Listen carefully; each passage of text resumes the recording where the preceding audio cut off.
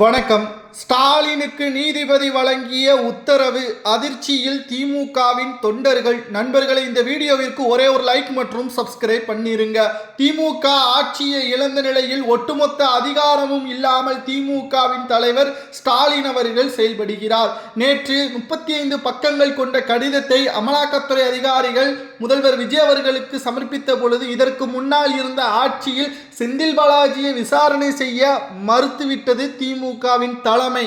ஸ்டாலின் உள்ளிட்ட பலரும் செந்தில் பாலாஜி குற்றவாளி என்று கூட நாங்கள் ஆதாரத்துடன் காமித்த போதும் அவரை பாதுகாப்பாக வைத்தது. மேலும் தற்பொழுது விஜய் அவர்கள் விசாரணையை தொடங்கலாம், நீதிமன்றத்திடம் முறையிடலாம் என்று முழு அதிகாரத்தையும் அமலாக்கத்துறை அதிகாரிகளுக்கு தெரிவித்துவிட்டார். தற்பொழுது நீதிமன்றத்தில் ஸ்டாலினை பாதுகாப்பாக கடந்த ஆட்சியில் வைத்தது பற்றி நீதிபதி நிச்சயம் ஸ்டாலின் அவர்களிடம் கேட்பார். அதற்கு ஸ்டாலின் அவர்கள் நேரடியாக நீதிமன்றத்தின் வளாகத்திற்குள் வர வேண்டும். வழக்கறிஞரை வைத்து ஸ்டாலின் தப்பித்து விடலாம் என்று நினைத்து கூட பார்க்க கூடாது. நீதிமன்றத்திற்கு ஸ்டாலின் வர வேண்டும்.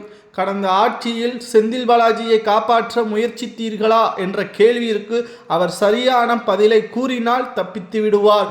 அங்கு பதில்கள் எதுவும் அவரிடம் இல்லை என்றால் குற்றவாளிக்கு உடந்தையாக இருந்ததாக கூறி நீதிபதி ஸ்டாலின் அவர்களுக்கான தண்டனைகளை கூட வழங்குவதற்கு வாய்ப்புகள் அதிகமாகவே இருப்பதாக தகவல்களும் தற்பொழுது கிடைக்கப்பெற்றுள்ளது. 2021 முதல் 2026 வரை செந்தில் பாலாஜி அவர்கள் அமைச்சராக சுமார் 2.5 ஆண்டுகள் மட்டும்தான் இருந்தார். ஆனால் இந்த 2.5 ஆண்டுகளில் மட்டும் அவர் செய்த ஊழல்கள் எவ்வளவு தெரியுமா? டாஸ்மாக் முறைகேடு, மின்சாரத்துறையில் பல ஆயிரம் கோடி, சுமார் 8500 கோடி ஊழல் செய்திருப்பதாக இந்த துறை சார்ந்த அமைச்சர்கள், புதிதாக பொறுப்பேற்ற துறை சார்ந்த அமைச்சர்கள் ஆதாரத்தையும் அமலாக்கத்துறையிடம் சமர்ப்பித்துள்ளார்கள். கூடுதலாக ஆதாரம் கிடைத்ததன் காரணமாக விசாரணைக்காக எப்ப வேண்டுமானாலும் செந்தில் பாலாஜியை டெல்லிக்கு அழைத்து சென்று விசாரணையையும் நடத்துவார்கள் என்ற தகவலும் தற்பொழுது கிடைக்கப்பெற்றுள்ளது. திராவிட முன்னேற்ற கழகம் தற்பொழுது சமூக வலைதளங்களில் என்ன கூறுகிறது தெரியுமா? திமுக செய்த சாதனைகளை சமூக வலைதளங்களில் பரப்புங்கள். தற்பொழுது இருக்கக்கூடிய தாவேகாவின் அரசு இணையதளங்கள் மூலமாகவே ஆட்சி அமைத்துவிட்டது, நாமும் அதை பின்பற்ற வேண்டும் என்று நாம் கூறுகிறோம். நீங்கள் உங்களுக்கான வாய்ப்பை மக்கள் 5 ஆண்டுகள் கொடுத்தார்கள். பல லட்சம் கோடி ஊழல்களை செய்து மக்களிடம் தற்பொழுது கையேர்ந்து நின்றீர்கள் என்றால் எப்படி உங்களுக்கு ஆதரவுகள் கிடைக்கும்? உங்களுக்கான வாய்ப்புகளை நீங்கள் தவறவிட்டு விட்டீர்கள். உதயநிதி துணை முதல்வராக பொறுப்பேற்றதில் இருந்து அவர் தலைமைச் செயலகத்திற்கு 8 மணி நேரம் முழுமையாக அவர் இருந்ததாக சரித்திரமே கிடையாது. ஆனால் விஜய் அவர்கள் காலை 9:55 இருந்து மாலை 5 மணி வரைக்கும் தனது வேலைகளை சரியாக செயல்படுகிறார். மக்களின் குறைகளை கேட்கிறார். ஒவ்வொரு தலைமைச் செயல் அதிகாரிகளிடம் தினந்தோறும் ஒவ்வொரு துறை சார்ந்த அதிகாரிகளிடம் மக்களின் நலன் பற்றியும் அந்த துறை சார்ந்த தவறுகள் மற்றும் சாதனைகள் பற்றியும் கேட்டறிந்து வருகிறார். ஆனால் திமுகவின் ஆட்சியில் ஒரு பக்கம் ஊழல், மறுபக்கம் குற்றங்கள், மறுபக்கம் பெண்களது பாதுகாப்பு இல்லாத நிலைமை என்று ஒவ்வொன்றாக திமுகவின் ஆட்சியில் செய்த ஊழல்களையும் குற்றங்களையும் தான் இணையதளங்கள் வெளியிட முடியவே தவிர சாதனைகள் என்றும் சொல்லும் அளவிற்கு ஒன்றும் கிடையாது என்றும் பலரும் சமூக வலைதளங்களில் ஸ்டாலின் அவர்கள் பேசியதற்கு பதிலடிகளையும் கொடுத்து வருகிறார்கள். இப்பேற்பட்ட ஒரு திமுகவின் தலைமையில் பல குற்றங்களும் செந்தில் பாலாஜியின் மூலமாக ஸ்டாலின் அவர்கள் நீதிமன்றத்தில் விசாரணைக்கு அழைத்து செல்லப்படுவார் என்ற தகவலும் தற்பொழுது கிடைக்கப்பெற்றுள்ளது. நிச்சயம் திமுக தற்பொழுது எதிர்க்கட்சியாக இருக்கலாம், ஆனால் இனியும் அது எதிர்க்கட்சியாக நீடிக்க வாய்ப்பு இல்லை. அப்படினால் ஆளும் கட்சியாக வருமா என்று கேட்டால் ஆளும் கட்சியும் கிடையாது, எதிர்க்கட்சியும் கிடையாது, 3வது இடத்திற்கு தள்ளப்படும். இனி விஜயா எடப்பாடியா என்ற ஒரு போட்டி தான் தமிழ்நாட்டில் நிகழும் என்ற தகவலும் தற்பொழுது கிடைக்கப்பெற்றுள்ளது. ஏனென்றால் திமுகவில் ஒற்றுமை இல்லை. இரண்டாவதாக மாவட்ட செயலாளர்கள் எங்களுக்குத்தான் அங்கு ஆதிக்கம் இருக்கிறது, டெண்டர்கள் அந்த தொகுதியில் நாங்கள் சொல்லக்கூடிய நபர்களுக்குத்தான் கொடுக்க வேண்டும் என்ற போட்டிகள் தற்பொழுது வரை அங்கு நிலவி வருகிறது. இதன் காரணமாகத்தான் திமுக என்றைக்கு அடிப்படை உறுப்பினர்கள் மற்றும் உண்மையான தொண்டர்களுக்கான அங்கீகாரத்தை திமுக வழங்குகிறதோ அன்றைக்குத்தான் ஒற்றுமை என்ற ஒரே தலைமையின் கீழ் செயல்படும். முதலாவதாக விஜய் அவர்கள் பதவி பிரமாணம் எடுத்த உடனே கூறியிருப்பார், இங்கு எந்த ஒரு சப்போர்ட்டும் எந்த ஒரு ஆதிக்கமும் கிடையாது, நான் மட்டும்தான், ஒரே பவர் சென்டர் தான், அங்கு ஒரு பவர் சென்டர் இங்கு ஒரு பவர் சென்டர் என்று கிடையாது, மக்களிடம் நேரடியாகவே தெரிவித்து விட்டார். ஆனால் ஸ்டாலின் அவரால் அது கூற முடியுமா? கனிமொழி ஒரு தரப்பினர்கள், சபரீசன், உதயநிதி என்று சொல்லிக்கொண்டே போகும் அளவிற்கான அங்கு பிரிவினைகள் தான் அதிகமாகவே இருக்கிறது.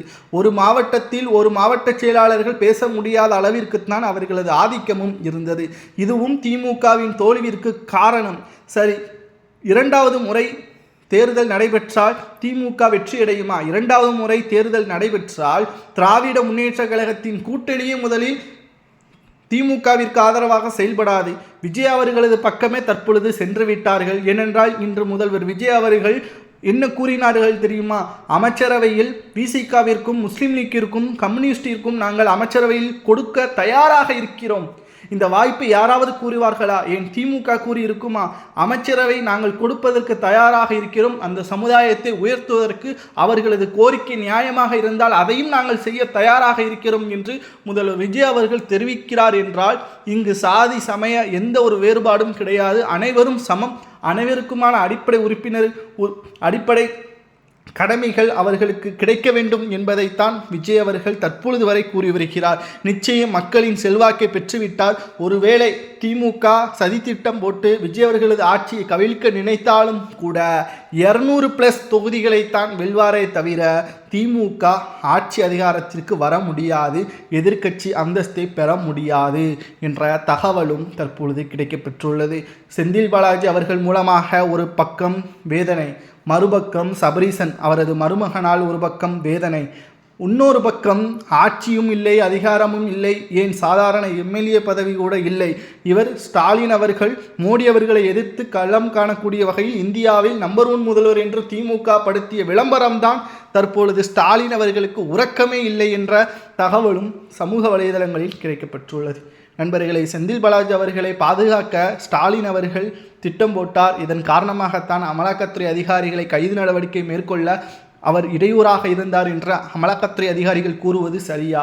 இது நீதிமன்றத்திற்கு சென்றால் நீதிபதியிடம் நிச்சயமாக இதற்கான தண்டனை என்ன என்பதை கமெண்ட் வாயிலாக மறக்காமல் கூறுங்கள். ஏனென்றால் திமுகவின் ஆட்சியில் செந்தில் பாலாஜி மூலமாகத்தான் பல கோடிகளை திமுக பெற்றது. செந்தில் பாலாஜி மட்டுமா என்று கேட்டால் இன்னும் பல அமைச்சர்கள் இருக்கிறார்கள். அந்த துறை சார்ந்த அமைச்சர்கள் செய்த ஊழல்களை புதிதாக நியமிக்கப்பட்ட துறை சார்ந்த அமைச்சர்கள் விளக்கம் அளிக்க உள்ளதாகவும் தகவல்கள் கிடைக்கப்பெற்றுள்ளது. பொறுத்திருந்து பார்க்கலாம். திராவிட முன்னேற்ற கழகத்தின் ஆட்சியில் செய்யப்பட்ட ஊழல்கள் மொத்தம் எவ்வளவு என்பதை விஜய் அவர்கள் வெள்ளையறிக்கை என்பது இன்னும் ஒரு சில நாட்களில் முழுமையாக வெளியிடப்படும். அப்படி வெளியிடப்பட்டால் நிச்சயம் திமுகவின் நிலைமை மிகவும் மோசமான முறையில் மாறும் என்றும் அரசியல் வட்டாரங்களில் கூறப்படுகின்றன. இதை பற்றி உங்களது கருத்துக்களை மறக்காமல் கமெண்ட் வாயிலாக கூறுங்கள். ஒரே ஒரு லைக் மற்றும் சப்ஸ்கிரைப் பண்ணிருங்க.